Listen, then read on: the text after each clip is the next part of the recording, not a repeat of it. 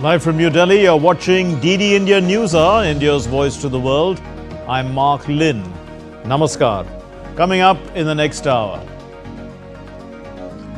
US Vice President J.D. Vance holds a bilateral meeting with Prime Minister Narendra Modi, reviews and positively assesses the progress in various areas of bilateral cooperation. Global tributes pour in for Pope Francis, the British Prime Minister Keir Starmer, the US President Donald Trump, among others, pay tribute to the Pope. PM Modi remembers him as a beacon of compassion and humility. PM Modi to embark on a two-day visit to Saudi Arabia on April 22. The visit aims to further deepen and strengthen multifaceted partnership. US stock futures slide as anxiety over tariffs hit sentiment, Asian shares mixed. Indian stock indices extend gains. Gold prices hit fresh record.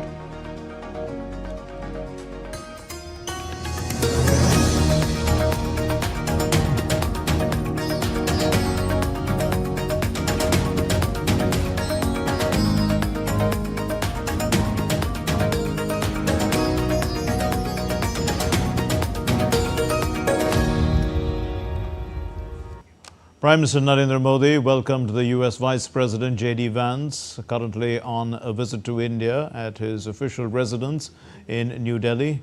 And the Prime Minister met the US Vice President J.D. Vance, accompanied by the Second Lady, Mrs. Usha Vance, their children and senior members of the US administration.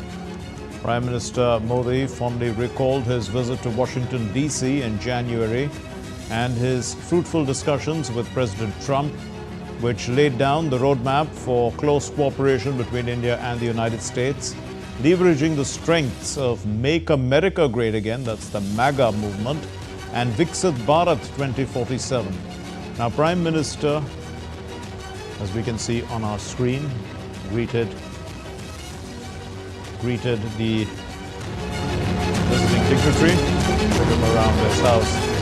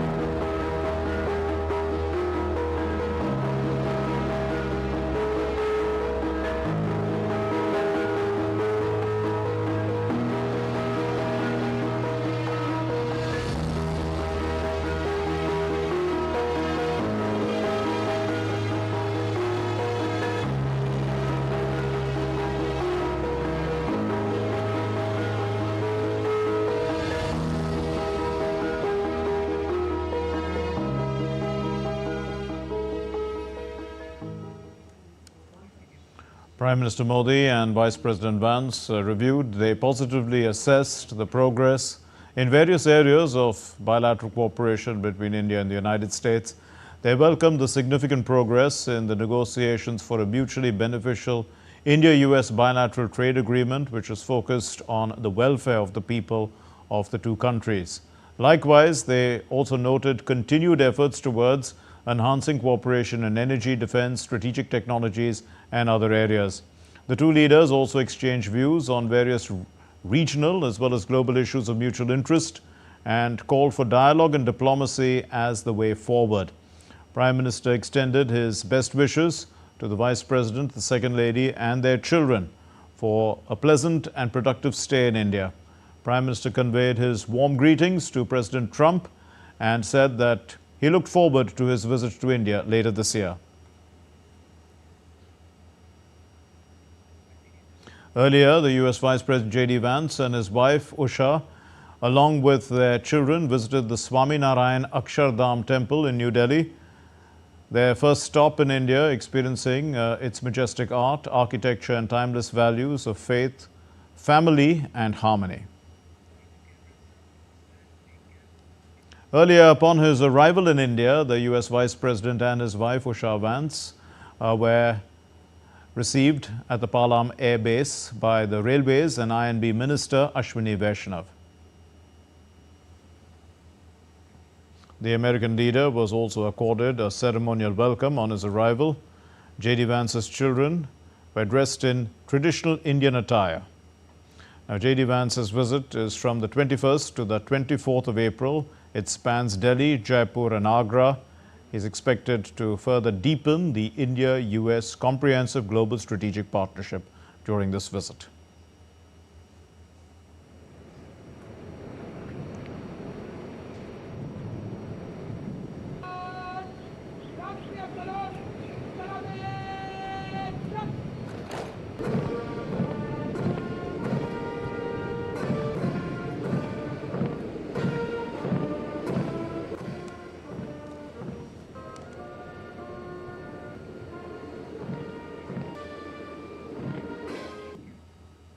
Moving on to our other major news of the day, the leaders from across the world, from countries across the world, have paid tribute to the late Pope Francis, remembering him as a man of humility and peace.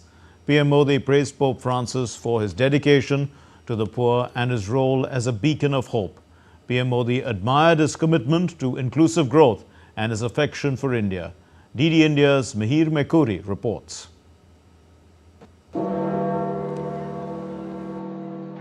With a single toll of the bell, the world paused. A shepherd of souls, a servant of peace, and a voice for the voiceless, Pope Francis began his final journey from earth to eternity. Around the world, tributes flowed, each reflecting on a man whose presence transcended borders and beliefs. Prime Minister Narendra Modi called him a beacon of compassion and recalled the Pope's affection for the people of India. Donald Trump wished him eternal rest. The British Prime Minister remembered him as a Pope for the poor and the downtrodden. Italy's Giorgio Meloni called his death the loss of a great man. Russia's President Putin hailed him as a defender of humanism and justice. Ukraine's Volodymyr Zelensky mourned the passing of the Pope, who prayed for peace in Ukraine. From Taiwan to the Philippines to South Korea, Asian leaders remembered a man who championed compassion and carried peace in every prayer. African voices joined the global choir of grief, celebrating Pope Francis's unwavering commitment to unity, dignity and inclusivity across all people and faiths. It's a bit sad, especially for all those Catholics around the world. It's a sad day. And many good people are come and passed on, and we hope like the next Pope could be as good as the next and leave a good example. To millions, he was more than a Pope. He was a humble reformer, a man of selfless service, and led with the strength of love. Our greatest loss is the passing of the Pope of Vatican, because we lost a man of peace and a man of love who always called for peace. His message was a message of peace and a love for all. For many faithful, this moment, though filled with sorrow, was also a time to give thanks for a life well lived, for a leader who did right by his people. I was touched, but in any way we cannot question God, because God has a way of doing his own things. His ways are not ours. We know that he has done well while on earth, and I think it's the right time for him to call him. That is why he has called him home. As candles flicker and prayers rise, The faithful look to the skies, not only to mourn, but to carry forward a legacy, one of hope and change. Hopefully, we can hope and pray that the next Pope will carry his legacy forward rather than trying to retrench and reverse much of what he achieved. His journey ends, but his light remains. Mir Makori's report, DD India. Well, Pope Francis passed away at the age of 88, and he made his final appearance on Easter Sunday before his death. Francis led the Catholic Church for over a decade, becoming the first Jesuit as well as the first Latin American to hold the papacy. Pope Francis was born Jorge Mario Bergoglio on the 17th of December 1936 in Buenos Aires. He became the 266th Pope of the Roman Catholic Church. He was the first Pope from Latin America and the first Jesuit Pope, a Society of Jesus, a Roman Catholic religious order of men. He was known for his humility, dedication to social justice, and efforts to reform the Church. Pope Francis made a significant impact on the global stage. Jorge Mario Bergoglio was born into a middle-class family of Italian immigrants.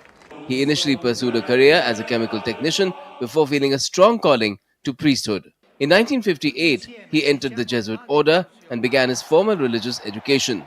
He studied humanity and obtained a licentiate in philosophy in Buenos Aires. He taught literature and psychology at the high school level. Bergoglio was ordained a priest on the 13th of December 1969. He made his final vows as a Jesuit in 1973 and served as the superior of the Argentine Jesuit province. During this period, he was deeply involved in education and spiritual leadership, promoting Christian values and social justice. Later, Bergoglio was appointed Auxiliary Bishop of Buenos Aires and became the Archbishop of Buenos Aires in 1998 and was consecrated as a cardinal in 2001. As Archbishop, he focused on uplifting the community, social outreach, and advocating for poor and marginalized. On the 13th of March 2013, Bergoglio was elected Pope, taking the name Francis in honor of Saint Francis of Assisi, who is known for his service to the poor. His papacy has been marked by a commitment to humility, social justice, and environmental stewardship. Pope Francis consistently advocated for the rights of the poor and migrants, emphasizing the Church's duty to stand by them. He implemented significant internal reforms within the Vatican and addressed various global issues, including climate change and interfaith dialogue. As Archbishop of Buenos Aires, a diocese with more than 3 million inhabitants, he conceived of a missionary project based on communion and spreading the Catholic faith. He had 4 main goals: open and brotherly communities, an informed lay community playing a lead role, taking the message of Jesus to every inhabitant of the city, and assistance to the poor and the sick. Bureau Report, DD India. Well, with the death of Pope Francis, announced by the Vatican on Monday, the Roman Catholic Church will begin elaborate rituals steeped in tradition that mark the end of one papacy and lead to the start of the next. So let's understand how a new pope is elected. The process of electing a pope is a centuries-old tradition in the Roman Catholic Church. The next pope will be the 267th leader of the 2,000-year-old Catholic Church and become sovereign of the Vatican City-State. When a pope dies or resigns, the College of Cardinals, comprising bishops and Vatican officials from around the world, takes over the governance of the Catholic Church. The bishops and cardinals hold a series of meetings called General Congregations to discuss the state of the Church and prepare for the upcoming election. They also make arrangements for the funeral and burial of the deceased pope. The cardinal electors, 120 in number, limited to cardinals below the age of 80, pray and meditate in the magnificent Sistine Chapel, the walls and ceilings of which have been painted by Michelangelo and is regarded as one of the most priceless artworks in existence. There, they take an oath of secrecy and lock themselves in for the duration of the conclave. There are 4 Indian cardinals eligible to participate in the conclave. They are Cardinal Basilios Klimas Isaac Totunkal, Major Archbishop of Thiruvananthapuram of the Syro-Malankara Rite, which is in communion with the Catholic Church. Cardinal Anthony Pula, Archbishop of Hyderabad. Cardinal Felipe Neri Antonio Sebastio de Rosario Farao, Archbishop of Goa. Cardinal George Jacob Kuvakar, who is in charge of inter-religious dialogue in the Vatican. Of the 120 cardinals, over 63% have been appointed by Pope Francis and are likely to continue with his reformist agenda in the Church. The others form part of a conservative movement that is protecting the centuries-old deposit of the Catholic faith. The cardinals vote by secret ballot. Eligo un summum pontificem. I elect the Most High Pontiff. They fold their ballots twice and drop them into a chalice. 4 rounds of balloting are held each day until a candidate receives a 2/3 majority. Once a candidate is elected, the ballots are burnt with chemicals that produce white smoke, signaling to the world that a new pope has been chosen. If no candidate is elected, the ballots are burned with chemicals that produce black smoke. Once a candidate is elected, he chooses a papal name and emerges onto the balcony of St. Peter's Basilica to bless the 1.5 billion Catholics. This ancient process is part of the enduring traditions of the Catholic Church. Bureau Report, DD India. What's still to come here on DD India NewsHour? We'll discuss the legacy of Pope Francis with an expert. President Vladimir Putin says that Russia was positive towards peace initiatives. And Donald Trump stands behind the US Defense Secretary Pete Hexit after a report of another chat leak.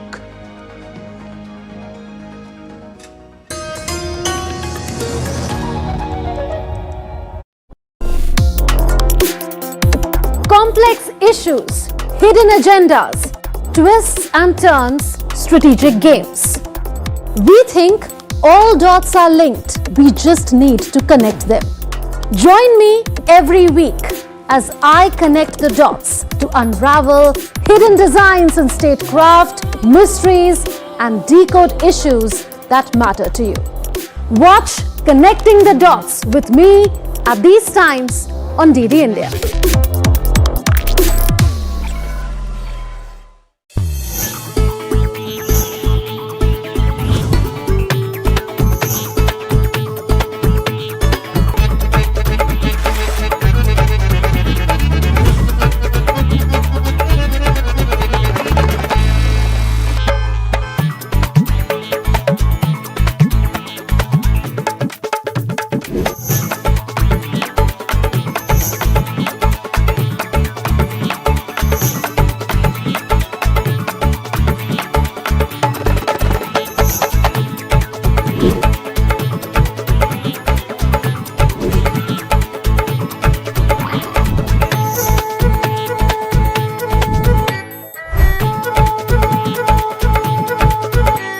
Welcome to Jaipur.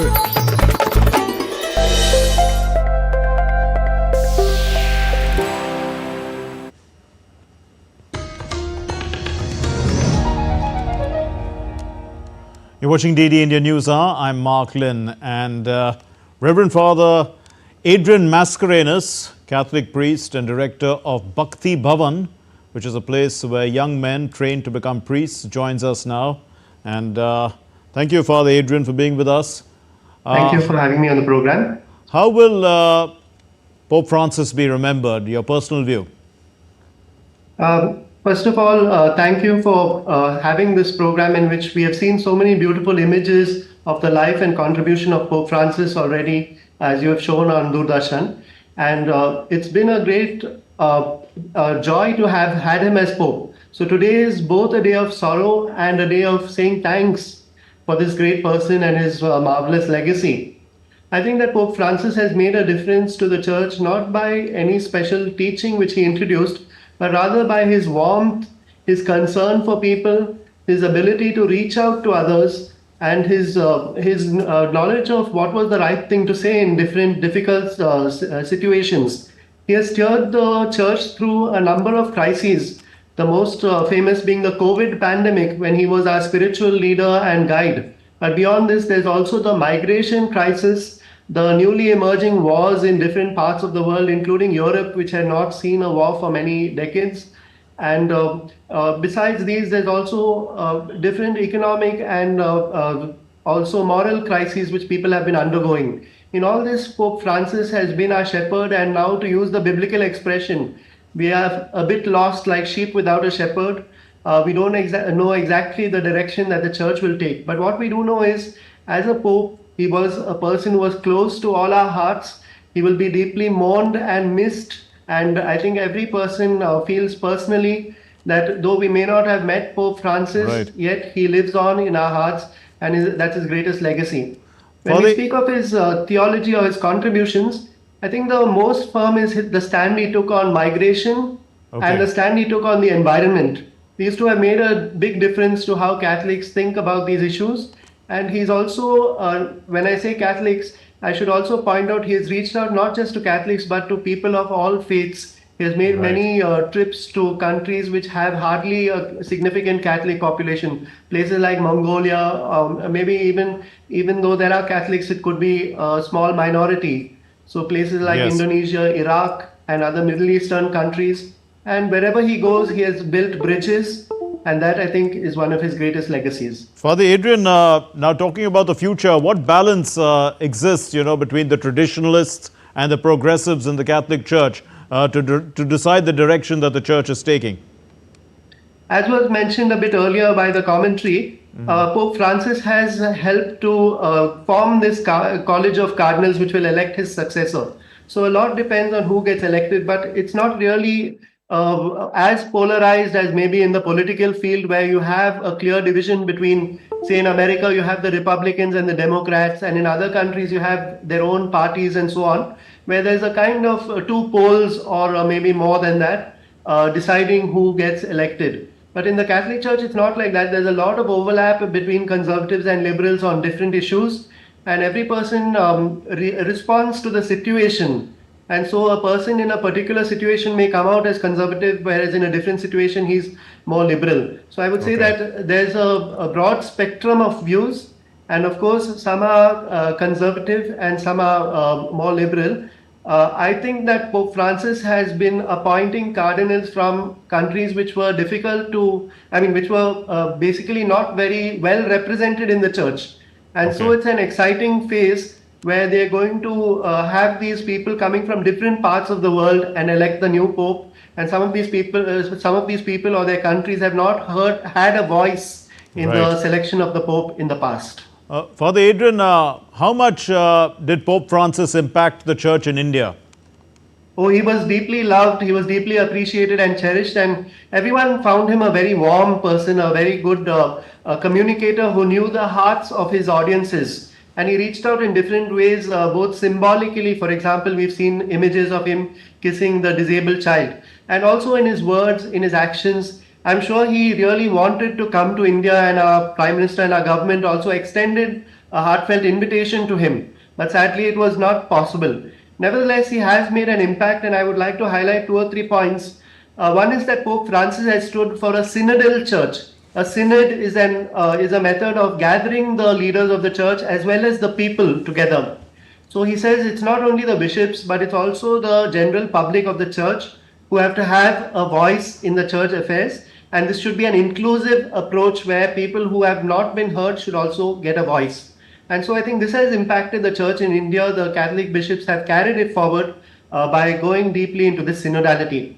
Another thing is Pope Francis's stand on migration. Of course, it's an issue in many different parts of the world, but hearing the Pope speak about this made us realize that in India also there are many issues of migration which affect different states. Internal migration, for example, and also emigration, our own people moving out to other countries. And so the church has taken it seriously and tried to address this. There were other aspects of poverty and so on, where Pope Francis has, in a way, he has appreciated the work of the Indian church. And he's even quoted the Indian bishops in some of his own documents. So he's quoted what has been done in India as an example for the world to follow in certain areas like poverty, for example.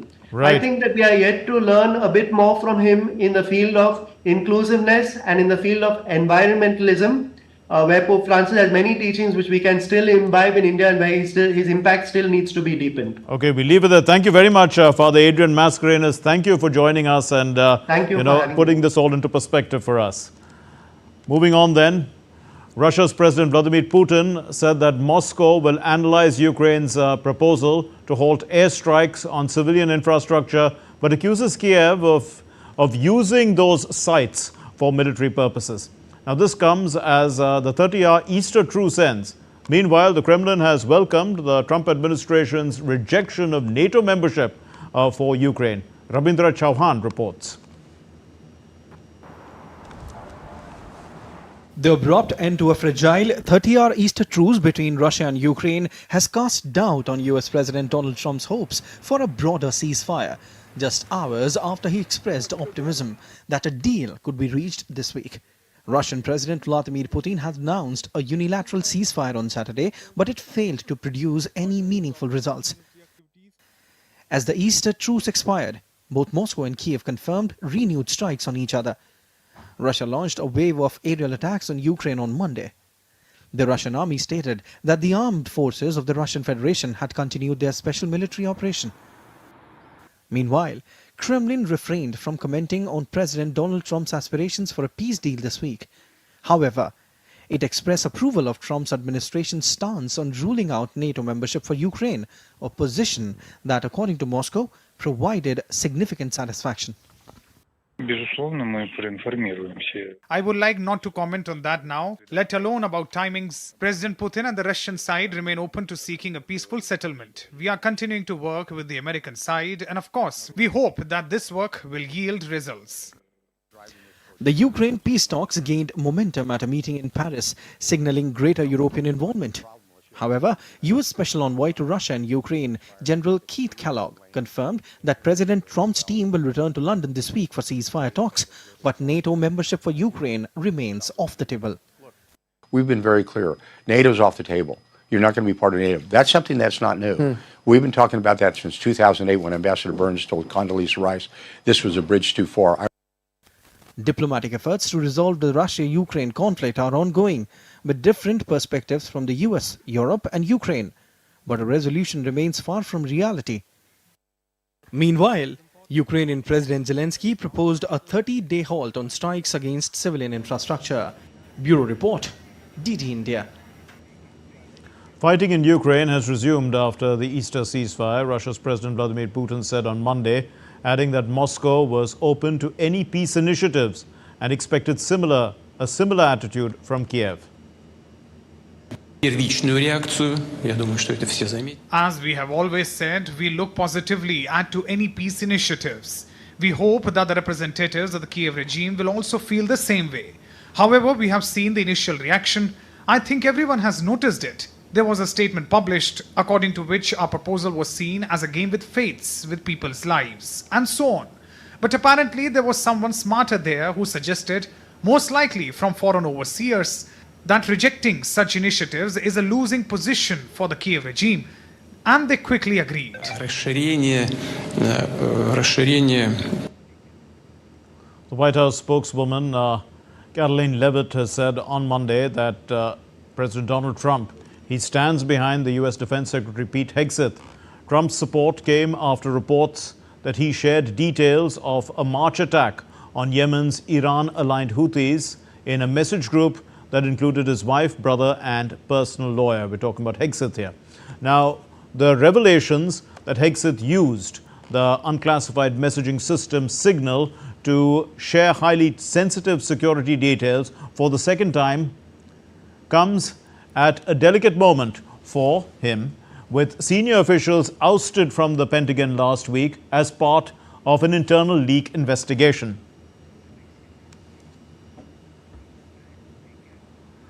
Prime Minister Narendra Modi is scheduled to arrive in Jeddah on Tuesday, marking the first visit by an Indian leader to Saudi Arabia's commercial hub in over 4 decades. The high-profile visit underscores the remarkable transformation of India-Saudi relations from modest beginnings to a comprehensive strategic partnership spanning economic, defense and cultural dimensions. Here's the report.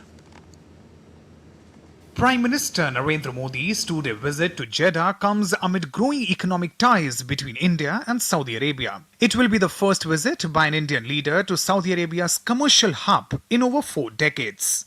The high-profile visit underscores the remarkable transformation of India-Saudi relations from modest beginnings to a comprehensive strategic partnership spanning economic, defense and cultural dimensions. In the financial year 2023 to 2024, India's imports from Saudi Arabia amounted to $31.42 billion and exports stood at $11.56 billion. India and Saudi Arabia enjoy close friendly relations, reflecting the centuries-old economic and socio-cultural ties. Diplomatic relations between the two nations were established in the year 1947. The historic visit of King Abdullah to India in January 2006 was a watershed moment that resulted in the signing of the Delhi Declaration. It was followed later by the Riyadh Declaration in 2010, which elevated the bilateral relations to a strategic partnership. PM Modi's visit to Saudi Arabia is expected to result in several new agreements that will further strengthen the strategic partnership between the two nations, building on their shared interests in regional stability, energy security, and economic growth. Prime Minister Narendra Modi's visit will be a milestone in taking India-Saudi relations to a new height in an era of geopolitics marked by Donald Trump's tariff shock, Beijing's Belt and Road Initiative debt trap conundrum, and the Russia-Ukraine standoff. The visit will also be an opportunity for the Indian and Saudi leadership to exchange views on the situation in Gaza and efforts to end the Israel-Hamas conflict. Trade, connectivity, energy, security, defense, investment, diaspora, culture and cooperation are the focal points of the proposed meeting between PM Modi and Saudi Crown Prince and Prime Minister Mohammed bin Salman. The proposed India-Middle East-Europe Economic Corridor, or the IMEC, will attract significant attention of both the leaders. The IMEC underscores the growing economic and strategic convergence between India and the Middle East. It is seen as an opportunity for Indian and Saudi businesses to collaborate and benefit. For India and the Middle East, the IMEC signifies a deepening relationship with the convergence of the Middle East and South Asia into West Asia. For both sides, it can be instrumental in stimulating economic growth, creating jobs, and reducing greenhouse gas emissions. From Saudi Arabia and the UAE, it represents a diversification of partnerships between their roles as energy producers. India's trade ties with Saudi Arabia and the UAE are already substantial, and this corridor could further strengthen their economic integration. If the IMEC corridor materializes soon, it will give a huge boost to the kingdom's other entrepreneurship-driven ventures as well as the Neom City project, which will provide an alternate route to the troublesome Houthi-influenced Red Sea-Suez corridor. Indian investment in Saudi Arabia has increased significantly in recent years. These investments span diverse sectors including management and consultancy services, construction projects, telecommunications, information technology, financial services, software development, and pharmaceuticals. The Indian community in Saudi Arabia numbers at approximately 2.7 million and is a living bridge between the two countries. Bureau Report, DD, India. And during his two-day visit to Saudi Arabia, Prime Minister Narendra Modi will also visit a dates factory employing Indian workers. And the country is home to roughly 2.7 million Indians. DD India's Amritpal Singh visited the factory in Jeddah. He spoke to the workers. With a 2.7 million strong Indian diaspora living and working here in the Kingdom of Saudi Arabia has the second highest diaspora anywhere in the world. I'm here right now in Jeddah and outside a factory which Prime Minister Narendra Modi will be visiting on Wednesday when he comes calling on Saudi Arabia on Tuesday and Wednesday for a two-day visit. The Prime Minister shall be coming here and interacting with the workers in this factory.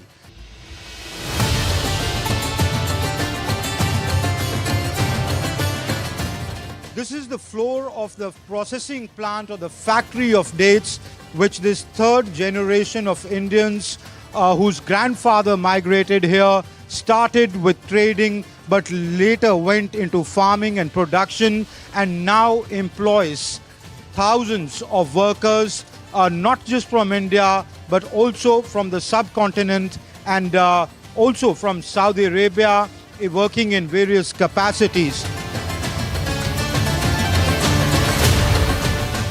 A general perception is that Saudi society is very restrictive.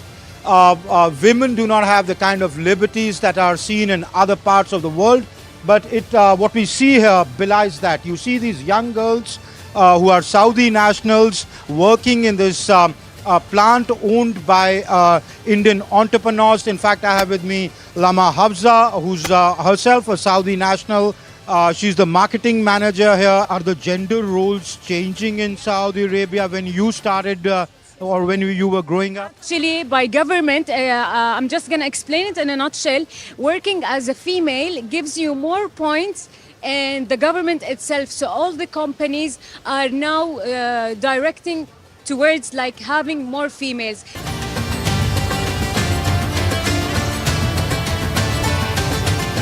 I have with me Salman Vasaiwala. He is an entrepreneur here. You or your family generate employment and actually contribute to the economy of Saudi Arabia, don't you?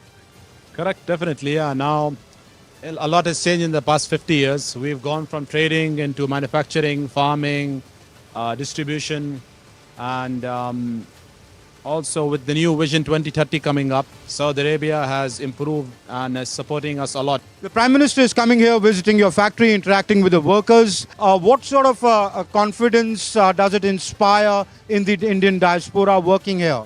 No, actually, they're very excited. All the workers, they're honored. This is a once-in-a-lifetime opportunity. हमारा देश का PM आएगा sir, बहुत खुशी की बात है sir. हमारा कंपनी में देख के जानकारी लेंगे सर, अच्छा लगेगा, बहुत खुशी की बात है सर. हमारा देश का पीएम है, गौरव है sir.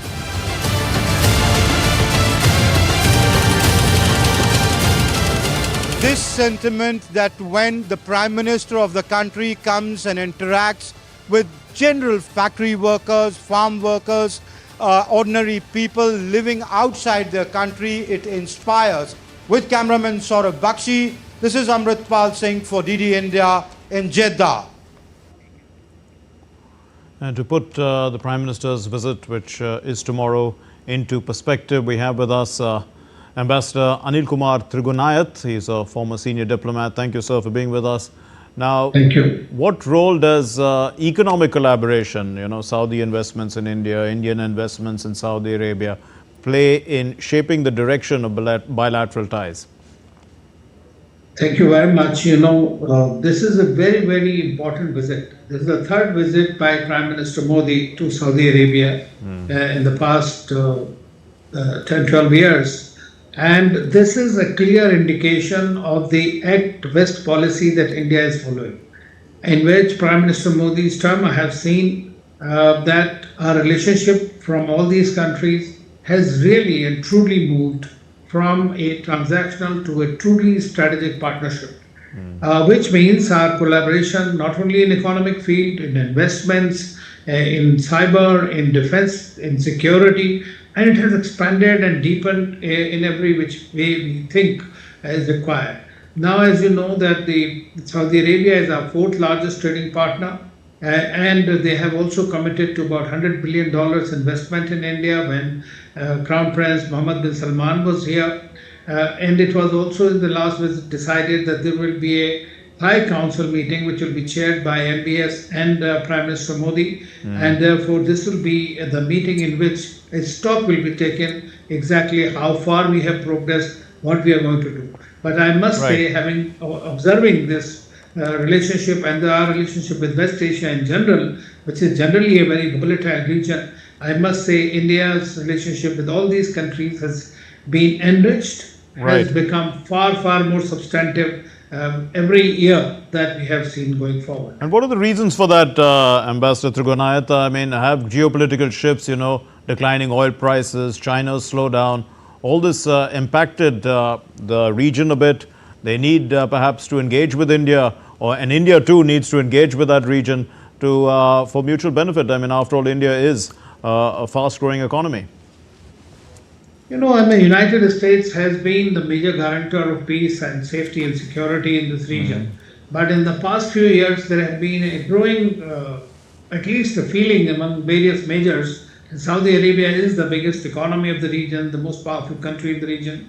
And therefore, there has been a feeling that perhaps United States is thinking of branching out or its policies towards Israel have really created a bit of a rift in the region. So therefore what we have seen is that these countries, especially the Gulf countries, including Saudi Arabia and UAE and others, they have adopted a new policy, which I term as, one is strategic autonomy, which aligns exactly with our policy, and second is their Act East policy, which means India, China, Japan, South Korea acquire much greater significance in their calculations. And because we are their major markets, and therefore they are weaning away from simply security partnership with other Western countries towards where the bread and butter lies for them. And so therefore that's very important, number one. Secondly, they are also themselves reforming a great deal, as your colleague mentioned, and also diversifying their economy away from the essentially the oil base, in which they are looking for greater partnership, more investments into their own country. So that's why they understand India is a very dependable country, a benign power with which they want to have a greater engagement and want India to play a much greater role in the region. And that's what India is beginning now. The IMAC corridor we have talked about, I2U2 we talk about, IUS, India, UAE, Saudi Arabia and USA. So there are several, and now they are also looking into BRICS and SCO and all other instruments. So where India has the potential of further collaborating in bilateral, sub-regional, regional and global metrics. Indeed, and Saudi Arabia has a vision 2030, Mohammed bin Salman's vision. Prime Minister has a vision, Hexit Bharat 2047. What common aspirations or let's say opportunities, do these visions create for people-to-people linkages to improve in emerging sectors? No, absolutely. I mean, over the years, if you have witnessed, even in the last decade or so, we have seen many changes, and there are significant changes. Number one is that in Saudi Arabia, you have about 2.7 million Indians, which is the second largest after UAE. And they are contributing a great deal to the Saudi economy, and this is an acknowledgement. Secondly, as I said, that the diversification, be it in the cyber security, be it in the technological advancement, Saudi Arabia is looking at the best partners and the best technologies and best investments that can give them the biggest thing. That's what is their Vision 23, make it into a modern nation, a reformed nation, a power. India wants to be a developed country, it's the third largest economy by purchasing power parity, and might even go further in next few years' time if the statements from IMF and other are to be believed. So we are doing extremely well, and they understand that the returns on their investments in India are going to be extremely beneficial for them as well as for India. Then they are looking at the global churn that is happening, in which they want to have stable partnerships, and India is the one country that is stand by its friends and is ready to assist them. So this is something that is growing our relationship into increasingly strategic domains. So today they are a comprehensive strategic partner and are enabling India also through various, in G20 we have worked together. We worked together in IMAC, and now Prime Minister Modi is going there. So he'll be discussing on all these key crucial issues, exactly how we can go forward despite a certain volatility that is taking place due to the war between Israel and Hamas. A final question, Ambassador Trigunayat. India-Saudi defense cooperation, including technology transfers, joint ventures. What kind of impact will this have on regional security as well as on strategic alignment? You talked about strategic autonomy, on strategic alignment, sir.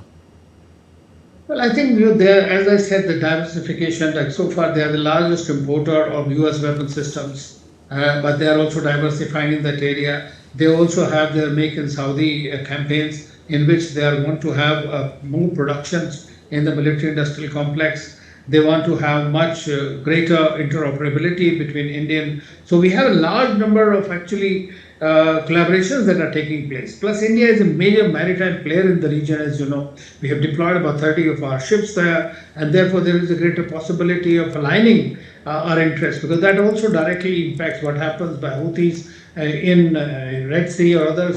And it directly impacts Saudi Arabia also. So therefore, they are very keen to work with India, and India is very much a resident power in the Indian Ocean. So therefore, they find it much more. Then there, of course, we are supplying them a lot of munition, but now they are looking on. We are offering some other platforms that we have developed in India, which are doing extremely well with other countries, and I'm sure that then going forward, that's going to increase much more.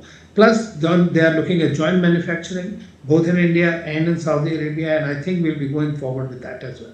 Ambassador Anil Kumar Trigunayat, thank you very much for helping us understand India-Saudi relations in a better light. Now, still to come here on DD India NewsHour.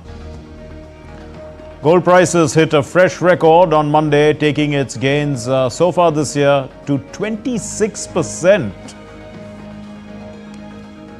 BCCI announces retainership contracts across 4 categories for Indian players.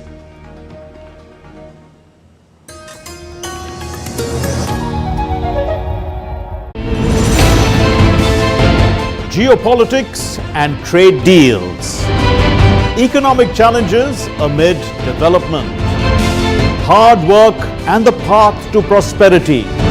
It's the economy always. Between walkers, money is what money does and says. Supply creates its own demand. Between the bulls pulls and bears tears. When supply chains globalization and India rises to the podium. We'll get you centered with the economic brief at 8 p.m. every Thursday on DD India.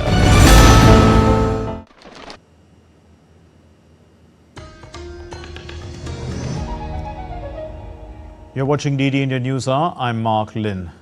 Now, in recognition of the contributions of civil servants of India, the pillars of public administration, India observes April 21 as Civil Services Day. Their unflinching commitment, dedication and zeal is what stands and what keeps them and makes them stand out from the rest. Every year, India observes the Civil Services Day on April 21. It's not just a day of celebration, but a day to honor the unwavering commitment, zeal and grit of India's civil servants. The significance of this date traces back to 1947, when Sardar Vallabhbhai Patel addressed the probationers of administrative service officers for the first time in India's national capital, Delhi. The Prime Minister expressed happiness over this year's theme, Holistic Development of India, and said that this is not just a theme, but a commitment and promise to the people of the nation. इस बार civil services day के theme holistic development of India रखी गई है।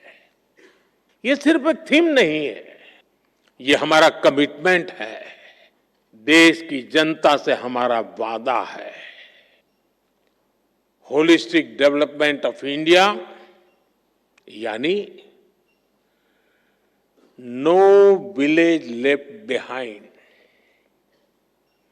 No family left behind, no citizen left behind.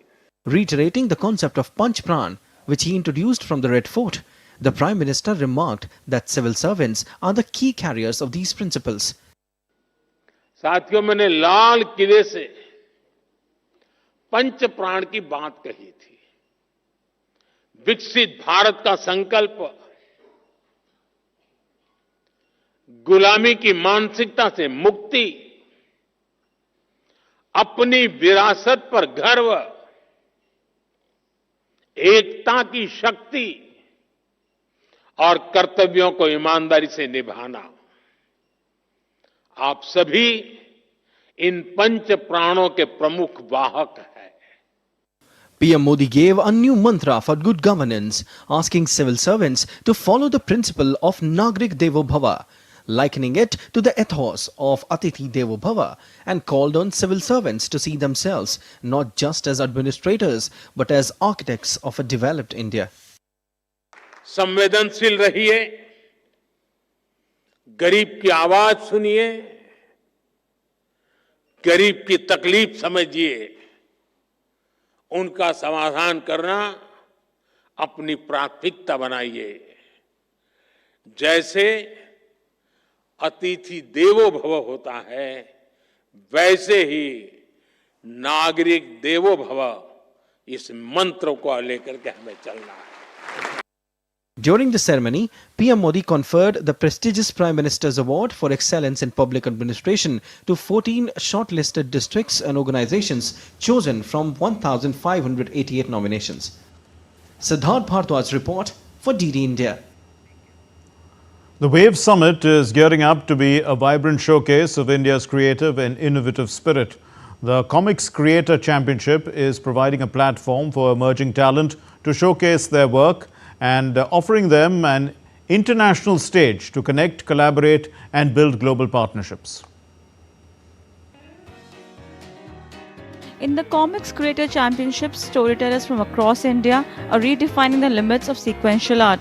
The jury, featuring experts from Raj Comics, Amar Chitrakatha and cutting-edge digital manga creators, recently unveiled the top 10 finalists. Among them is The Fridge, a powerful wordless comic that resonates deeply with readers, conveying emotions and narrative purely through its visuals. Basically मेरा जो ये comic है fridge, वो fridge इस तरह का comic है कि जिसमें डायलॉग नहीं है पहले तो, जो एनीबडी कैन रीड, क्योंकि उसका लैंग्वेज का बैरियर नहीं है।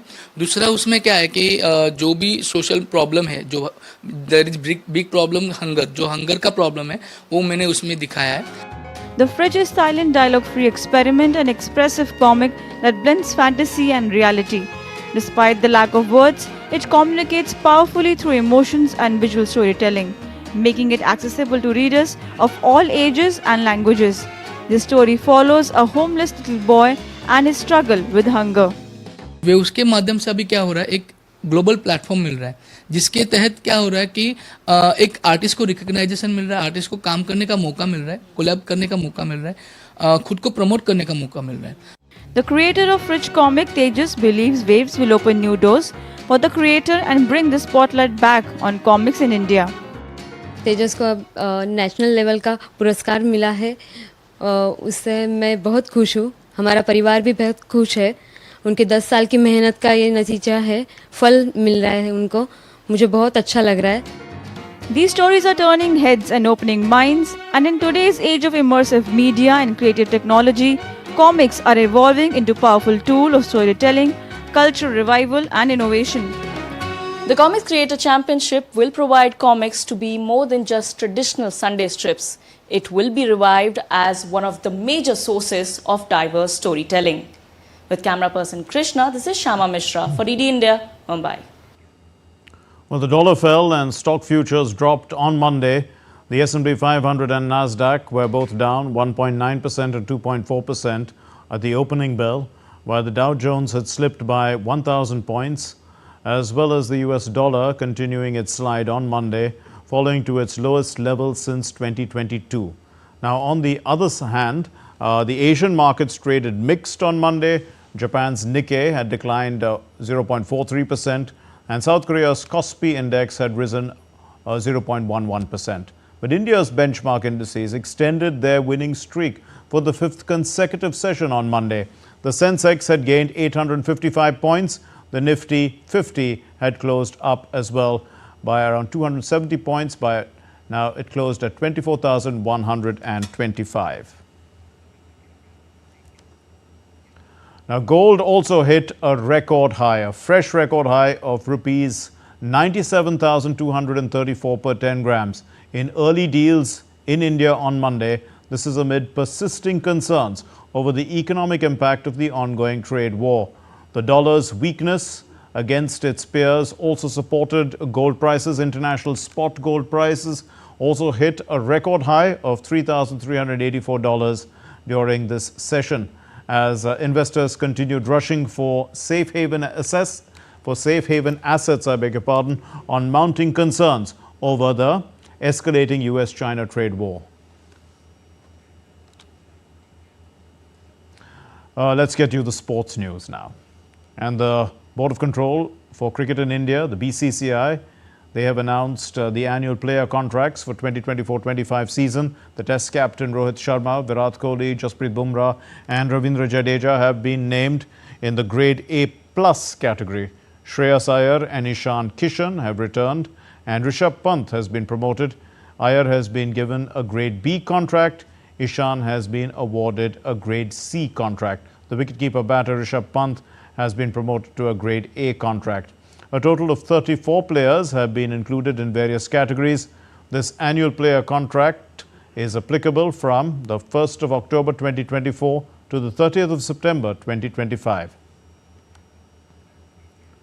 The Tokyo Olympics champion Nirj Chopra on Monday confirmed that the invitational javelin event being organized in India under his name, the Nirj Chopra Classic, has been shifted to Bengaluru from Panchkula and classified as a World Athletics A category or Continental Tour Gold level event. The event is a contribution by Nirj to Indian athletics. The event would feature two-time world champion Anderson Peters, the Olympic champion Thomas Rohela, the Olympic silver medalist Julius Yego, and the world leader Curtis Thompson, who currently leads the top list of 2025 with 87.76 meter throw. Chopra is the first Indian track and field athlete to win a gold medal, an Olympic gold medal, the World Championship as well as the Diamond League, and has single-handedly raised the profile of Olympic sports in India. And that's it then on this edition of DD India NewsHour. But let's know your thoughts on the news of the day. And for those of you on the go, you can get the latest news and updates from India and across the world on the DD India mobile app. It's available on Android and iOS platforms. You can scan the QR code and download it now on your screens, in fact, the QR code. And we'll be back with more news as it breaks here in India on DD India. I'm Mark Lin. From all of us here in Delhi, thanks very much for watching DD India NewsHour. Namaskar.